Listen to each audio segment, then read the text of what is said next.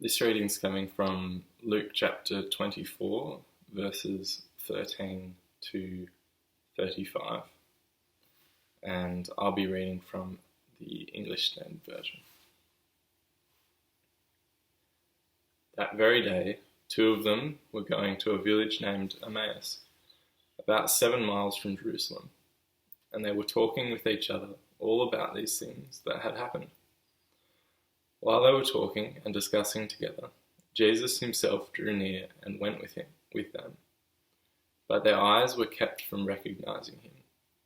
And he said to them, "What is this conversation that you are holding with each other as you walk?" And they stood still, looking sad.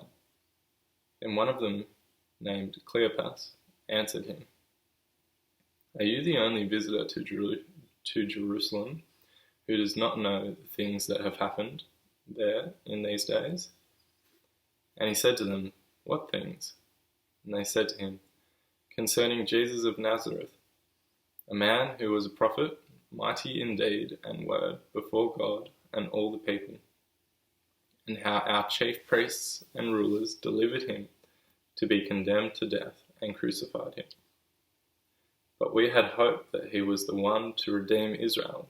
Yes, and besides all this, it is now the 3rd day since these things have happened. Moreover, some women of our company amazed us. They were at the tomb early in the morning, and when they did not find his body, they came back saying that they had seen a vision of angels who had said he was alive.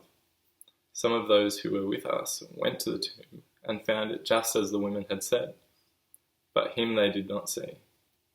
And he said to them, O foolish ones, and slow of heart to believe all that the prophets have spoken. Was it necessary that the Christ should suffer these things and enter into his glory?" And beginning with Moses and all the prophets, he interpreted to them in all scriptures the things concerning himself. So they drew near to the village to which they were going. He acted as if he were going farther. But they urged him strongly, saying, "Stay with us, for it is toward evening, and the day is not far spent." So he went in to stay with them. When he was at the table with them, he took the bread and blessed and broke it and gave it to them. And their eyes were opened, and they recognized him. And he vanished from their sight.